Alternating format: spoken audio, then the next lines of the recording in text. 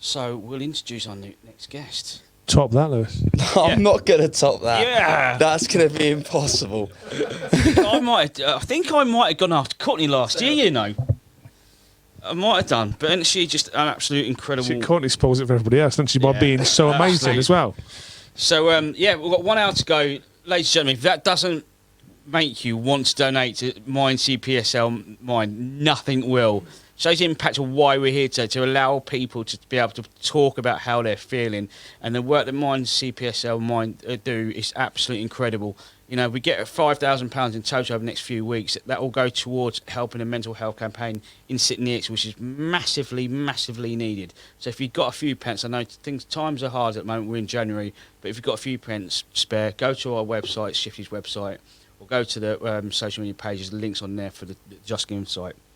So, our final... Well, actually, no, we've got two guests, because we need to speak to Mr. Ferguson later as well, so... Good luck following that. It's the graveyard shift, isn't it? We've still got a lot of people. I think we try to get as many people to watch as possible. Well, yeah, and I was on the radio earlier on to try and get some people away. But no, we've got 29, 30 people here, so all good. So, welcome along. Introduce yourself. Right, well, I'm Lewis. I met Alex back in September of last year, and he just got me on the Curious Entrepreneurs train. And I'm now part of this community, and they have helped me endlessly over the past 4 months. The leaps, they've helped me out endlessly. I couldn't thank them enough for what they've done already, and this is only just the start. Absolutely, love that. Yeah, I'm on here today to talk about my journey through my mental health and how I believe adapting mindset hugely benefits that and can also help benefit others. I wanted to talk about how I first put it through sport and then how that led to my business career and how I applied the same mindset and attributes to that. So yeah, that's where I'm at the minute. So go from the start then. What made you come in with Alex and... Thanks, Sam. Sam's just put me right on now. Sam's just coming with a You said you come from the aspects of sport. So what kind of sport are we talking? So, don't tell many people, but I was in the GB Under-18s Dragon Boat team. Oh, amazing. From the ages of 16 to 18, I think. Yeah, 16 to 18. I've raced all over the country. And I've also raced in Germany and Thailand. Wow. In Pattaya. Life-changing experiences. Competing for your country it bears a lot of responsibility. Yeah. And it's also an amazing feeling knowing you're going somewhere. I almost can't put it into words how it feels to represent your country and go up against the best. It's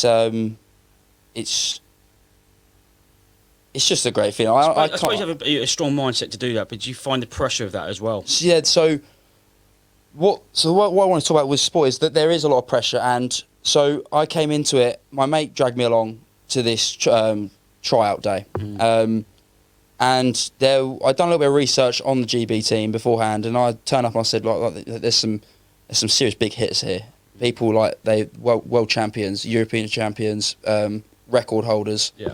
And I got into the team in February in 2018, I believe. Yeah, 2018. I got into the team in February. Worked really, really hard. But what was happening was with the team in my first year when I raced in Germany is that I knew I was putting in the work. However, I'd turn up to training weekends. I'd travel to Worcester and Liverpool. And the team didn't feel like a team because not everyone was putting in the same work ethic. And it made the people that I was training with, it made us feel like, what's the point? We're putting in this work, but it's a 20-man boat. You've got 20 people in this boat. Wow, as big as that. And if one person's slacking off, it loses you the race. Of course it does. By that much. Yeah. And long story short, we went to Germany, and we got mullered. This is the Europeans. We got absolutely mullered by Hungary, Germany, Moldovans. They wiped the floor with us. Yeah. What was your expectation going into that? Were you thinking you were competitive? The team that went. I think that a lot of them thought we were just going to go in there and take the gold medal. Yeah. That wasn't the case, and I went in there knowing that not everyone in that team was putting in the training that they say they were doing, and it was showing that in the times in training. We were getting slower on the build up to the event, and I wasn't happy. I could tell my coach wasn't happy. I was about to say that. Yeah, surely there must be a coach involved there. Surely, and I have a lot of respect for this man. Yeah. I hope he's watching now. I messaged him today, and he said he would be on here. So Matty, if you're watching, I miss you coaching me. I really do. So we got to the end of the event. We'd been beaten, and I came into his hotel room, and we were just having a chat, like saying thank you. And I said to him, I don't want to feel like this anymore. I finished the training of I'd never trained so hard, I thought. Yeah. And I came off and I was like, I don't feel like I've just been to the European Championships. And I said to him, I don't want to feel like this anymore. Yeah. And he said to me, the first thing he said, I've been waiting for this. Uh-huh. And he said the next year was the World Championships in Thailand, and he said, we're going to hit it hard, and we're going to hit it from the start. And we had about 30 members in the GB Under-18s team, and within the first training weekend, half the team dropped out. They couldn't handle the training that we were willing to go to. And me and him had this agreement. I would back him all the way, and he would back me all the way. And I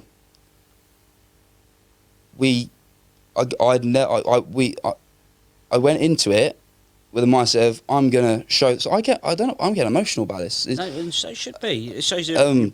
It means a lot to you. It does. I did not expect this to happen. Sam said this was going to happen. Power, speak up. Sorry. So take your time. You don't need to apologise at all. it started off with me and him, and there was three of us lads, and we agreed we're going to give it everything we have. And why am I getting emotional? This is terrible. I'm really sorry about this, guys. It meant a lot to you. Because it's important. I You invested so much into it. I every day for 12 months, I gave it everything I had. And you know, I knew I had a responsibility to bear. These lads were, they're like family to me, and they were watching. I was setting the standard, and I knew I couldn't drop off because we were going to the Worlds, and I said to my coach, "I'm going to do this for you. I'm going to give it everything I have." I did, and we went from being third in Europe in 12 months to third in the world, and Wow. we pulled 2 bronze medals.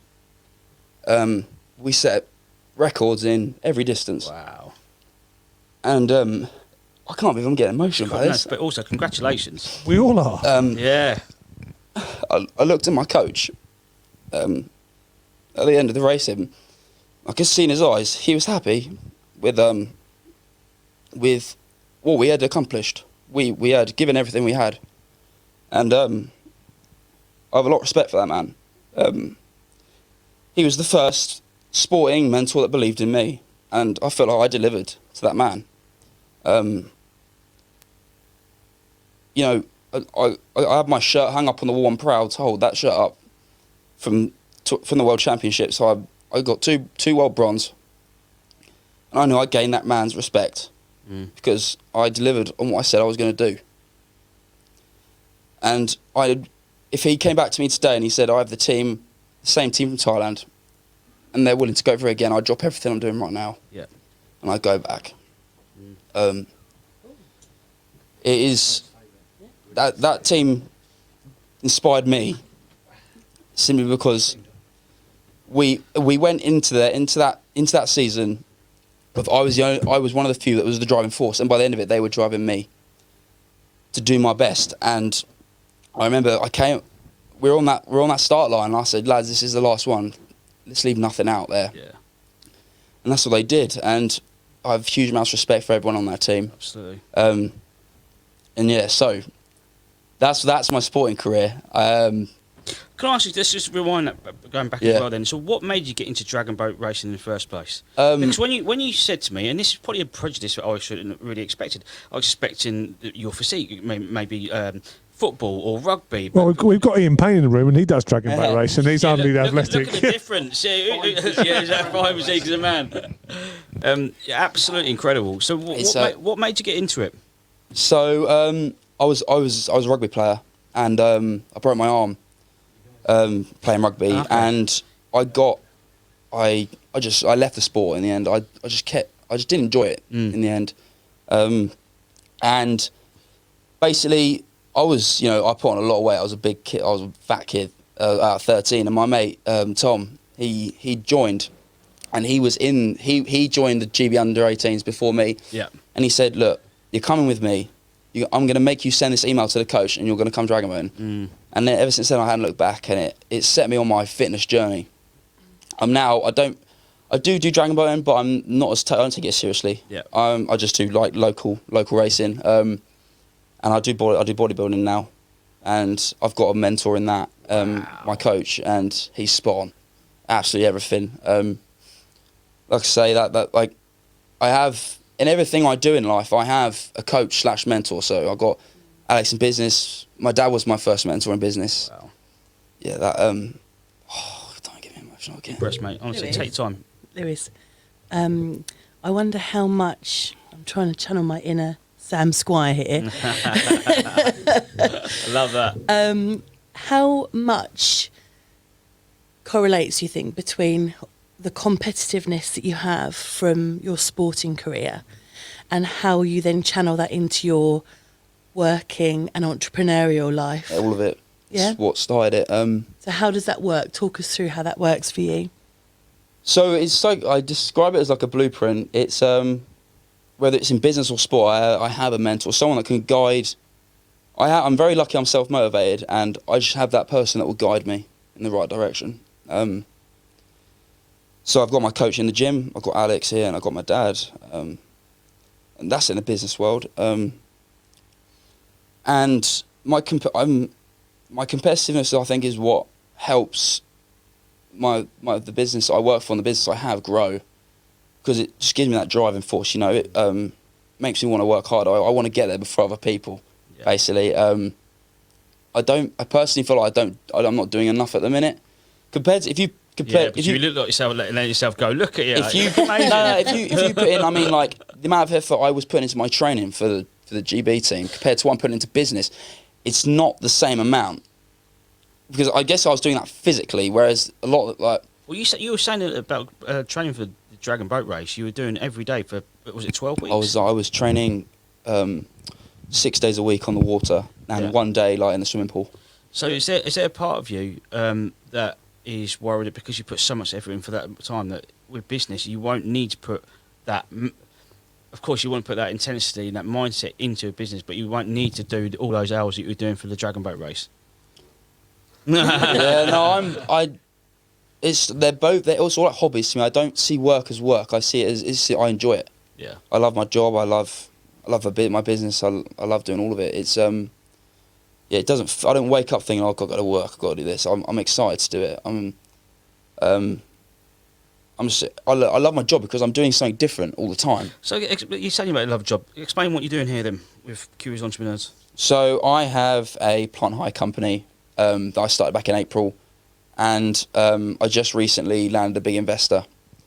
Congratulations, by the way. That wants to get involved, and that's going really, really well. I'm hoping this time April next year, I hope my business will be worth 100 grand. Have a net worth. I feel like I'm Stephen Bartley right now. I'll give you 30%. No. Don't take. Yeah. No.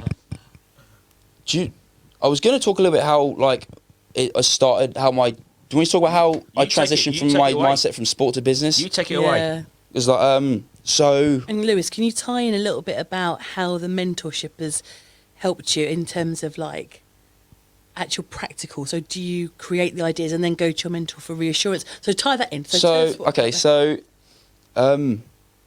it all started with if I had ever had an idea, I'm gonna get emotional. It's all right. We're all here I for was it. not expecting this. It's really frustrating If because I you look can't at get the the words out. comments- I can't get the words out. It's You good got your TV, neighbours on and No, because I know everything. my dad's watching. And your neighbours. I know my dad's watching. It's gonna make me It's emotional. going to make cry more Denise now. is your look. neighbour? Look, it's- Your oh, dad no. says, "Stop crying, Lewis." No, he hasn't. No. Oh no, see, Fergie. Joe's Don't commented. read all these, look. Joe, I can see.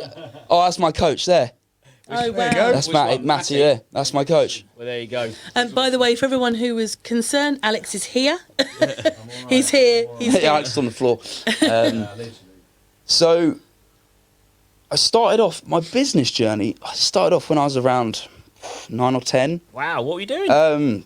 How old are you, Lewis? You've done a lot. 21. It- I haven't done enough. I'm not happy. I haven't done enough. So what was your business at 9 and 10? So, first of all, it started off, I was advertising to my neighbours through A4 piece of paper, lawn cutting and Brilliant. washing cars. Love that. And then one day, a family friend handed me a bike. And my dad was like, why don't you clean it up? And then put it back together, like, take it apart, put it back together. And I did that. I said, well, can I sell it? He was like, yeah. So we got a bike lock chained up around the front of my grandma's house on the pier. Bike for sale sign. Sold, got 30 quid. I was like, I like this. That was one of my first wins. I like talking about wins. If you get a win, you get the hunger for it and you keep chasing the next win, big or small. You've so been working with Alex Hughes. It's unreal. I've had this for years. It's that's where it started, and then went to bike sales. And my dad's is a builder. Yeah. He used to like do house rip outs, so I'd get the cable and all the like the copper I was pipe about to say copper pipes, yeah. taps. I'd spend hours taking the taps apart, taking the rubbers out, separating it all, stripping the cable, taking the copper pipes apart, putting them into boxes, sorting them out. Yeah. And then he'd take me in the car, take it to the scrap guy in Huntingdon or wherever it was, and that would be my. He didn't let me have the money because I'd spent the time separating it all. And then when I was 13, I put the scrap money I got and birthday money, I bought a classic Mini. At 13 years old. And I've just so cool. Kidding me. it's still not done yet. It was gold when I bought it, rebuilt it. It's bright green now. We need pictures. We need pictures. I will send pictures. And one of my friends who works for an insurance company has just asked me to put it into a classic car show No on their stand. way. Yeah, it's not done yet, but it all should be done by March, hopefully. And then where did I go from there? I think I wanted to do business studies, and I went to CRC Open Day, and I said, "Is it all right if I do like an apprenticeship in business, but I spend some of the time on the tools, some of the time in the office?" And they went, "Oh no, you need to spend the whole week in the office." Instantly, I went, "No, I can't concentrate for that long." And then my dad looked at me and went, "We're in the college." He said, why don't we do brickwork?" And my dad's been a bricklayer for 30. I'm trying to think, nearly over 35 years. Did that. I started a bricklaying apprenticeship. Didn't get on with the guys at college. I had to do with one of them. Walked out after 3 months. Left 6 months, and then came back on the days they weren't there and just done my work. And they turned around to me. I said, "I'm here to do the work. I'm here to do my assessment so I can get signed off." They went, "You're not going to be able to do it." They said, "You were way too slow when you started. You're not going to be able to get it done." Got on pole. My dad trained me for 6 months before this. Got me up to speed. I completed them all. Walked out of there. Never looked back. I wanted nothing to do with that college. They don't treat their students properly. The way they teach is wrong. But my dad gave me the time, and now I am where I am today. I'm running jobs. Got a work van. And I wonder if Ryan's watching, but You there, Ryan? Are you there, Ryan? Ryan, raise Ryan's your hand. Ryan's the new apprentice, and Ryan's a good guy. He's a good apprentice, learning well. He might be sitting in the background. Yeah, he might have gone to bed actually. We got to get up at 6:30 tomorrow. But, Oh gosh. yeah. Anyway, so I joined the JRN team, and within 3 or 4 months of me joining, the guys basically kicked my dad off his own site, and this is gonna take it. It's all right. It's okay. Deep breath, mate. Take your time. I was There he is. I'm up, mate. Sending love. Just tell us. Tell us yeah, all. I love that. Tell us all. I didn't know what was happening at the time. I was 16, still a kid. I didn't know what was going on. Sorry. Mate, you don't need to apologise at all. Safe. Yeah. Enough. I Come out now, They're innit? nearly done. I, guys. They're nearly done.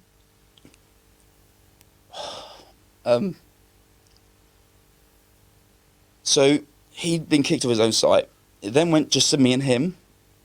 I would come down at what? Oh man, I'm sorry. It's taken me a while. Don't need to apologise at all. Take your time. This I come down at 11:30 at night. Yeah. And my dad's in the office doing quotes, trying to sort things out, whilst being on the tools as well. You know, it's like, and then one day he was working so hard to get things done, and he didn't tell me he didn't tell me what was going on, and I sort of figured it out for myself. And one day a switch just flicked in my head, and I said, "No, that's it. No more. I'm not letting this happen again." And that was in 2018, and now I'm proud to say that he came to me when I was around 17, 18. He came to me and he said, "We have a company here. It's me and you. Wow.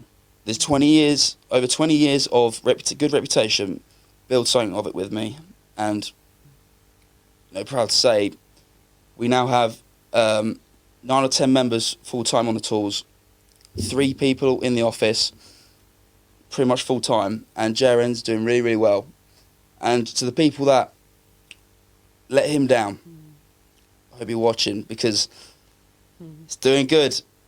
You're missing out. And I took the mindset from when I was in the team, in the sport, into the company, and I feel like I am now part of a team, and everyone works with everyone. Everyone wants to help everyone out. Everyone has the same goal. Everyone wants to give the same end product. And it makes me proud, and I hope I make my dad proud, because it's what he deserves. And I'm not done here. I'm not done there yet, and I hope to make it an empire. You will make it an empire.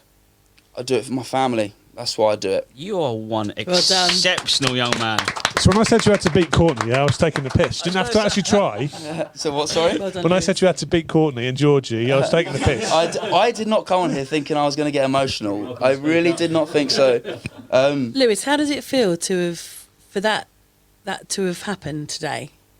Because we were having a right laugh, weren't we? We were behind the scenes. I've never giggling. spoken to my dad about this. Okay. Oh, mate. So is your dad watching? I hope he's asleep when I get home. Is he because watching? I tell you He's what, born we're going with to his find eyes. out. We're going to send him a link of this. Better not do, please. What's your dad's name? John. Are you there, John? I can see my auntie's commented. What's your auntie's company's name? JRM Building Services. Your auntie's a big... My auntie's she's one of my biggest supporters. She's Woo, Soul Sisters. Oh, brilliant! She is she's one of the kindest people you'll ever meet. Yeah. But what an exceptional young man you are. Seriously, what an inspiration you are. I wish I had your mindset when I was your age. For many different reasons. We all did. We were all just dicking around when we were his age, weren't we, as well? I just don't... Yeah, Damn just a bit. nightclubs Talk and about- beer yeah. and takeaways. I'm eh? sure you do a fair amount of that as well, don't you? See what? And Sorry. do you know what? Nightclubs Do and you know beer. what I I'll love still about do you, that now. Lewis? Yeah. What I love about you is that, and I said to you earlier on, I met you like twice, maybe 3 Yeah. times, and obviously I hear from the guys your fantastic stories all the time. They are so intensely proud of you. Yeah. But we were down Pizza Express. Other pizza shops yeah. are available. And I was there with my BBC. I was there with my family, and you came past with your mate, and you were like, Was I still in there? and I just thought most 20-year-old young people would have gone, oh God, not no, that funny old woman. Whatever. I'll do that, Lynette, when I I see know you. you do. God, that's what I mean. You I was up at the window, benchmark. please. No, Express, but, put my face in the window. but that means a lot to people. Being you see people and you have a wisdom that is you are very, very. People probably say it all to you all the time. You are very, very wise beyond your years, Yeah. Well, it's just I said. There's your dad. Oh no. Hi, Dad. He's put I'm. She said. It's like a the EastEnders. Base- John, John, no. how do you feel, Yeah, John, John. about coming in on live and joining us? Can you do that? I'd love to have a chat with him on here. Yeah? Can we bring John on? Is that going to be possible? Come on, IT department, Oh, Alex. then my mum's gonna have to work the phone for him. He ain't got a clue what he's doing. Can you work the You camera? have to I don't- send that in. So if you hit invite, Invite, yeah. and then copy that link, send it to Messenger. I don't know where he's gonna be. He's got Facebook. Your auntie said he's still up. Oh yeah. So he's oh, up. okay. We don't mind if you're in bed, John. So send Ain't got to- friends. John Newark. I can also vouch for the fact Lewis has got one hell of an Elvis voice on him. Oh, No, wow. no, This is it. It was not that. No, it was. Oh, my Elvis God. voice. No, I'm sure it was. Was it So it Elvis? runs in the family, does it? I was there. No, I'd say- Karaoke. Yeah, we both were, weren't we? I'm just sitting tight, Alex. I'm loving it up here. It when I was invited to do this, to talk about mindset and mental health and all that, I very recently had a conversation with someone. Sorry about his profile picture. Yeah, that's him when he was 18, I think. So I'm not going to name this person, but they were speaking to me about something that they'd gone through, and they hadn't spoke to anyone else about it, and they felt that they could tell me, and they said, you inspire me. You make me want to get up and do things, and to know I have that impact on one person's life is enough. It makes you want to get up and do it every day. That's what makes it worth it. You know, knowing one person is helping change them, that's enough. And can you pinpoint what that actually is in yourself? So I'm not going to give you words. I want you to get to it yourself. I always try and put myself in other people's shoes if there's an issue. I always try and be positive, and I always try and encourage people. I'm like, let's get up, let's do this today. You can do this. Let's work for it. If you don't work for it, it's not worth it. I just believe in encouraging people, and I think if you're positive and you practice what you preach, people will believe you. You then gain their respect, and then they'll go for it as well. I learned that way in my sport.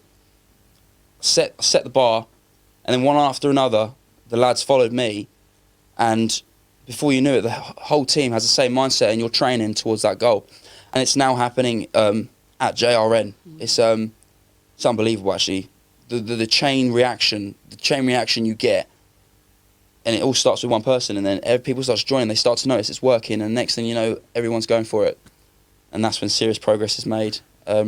So Sam, with your experience of being a coach, do you feel like that is coach mentor? Sorry. I want to bring Sam in. I want Sorry. to replace myself with Sam, which is Well, I tend feel to like do I on a should daily leave, basis. but I feel like I'm also holding the female. No, you're good. You're good. There's a reason why. So those people watching. So by the way, John, I've added you as a friend. I've sent you a link. So click on that link, and then you'll see it. I'll come up on your phone.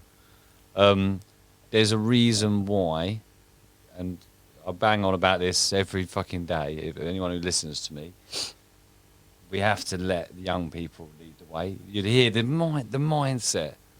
Lewis, Sam. We had heard from Luke earlier. Courtney. Dan's here. Dan over Dan's the been back waiting over there. patiently for Dan's 2 just hours, sold me a 3 pension hours. deal. I'll be He just getting a sold pension later. It's just a good return on investment. There's a reason. Why. So yeah, I'm gonna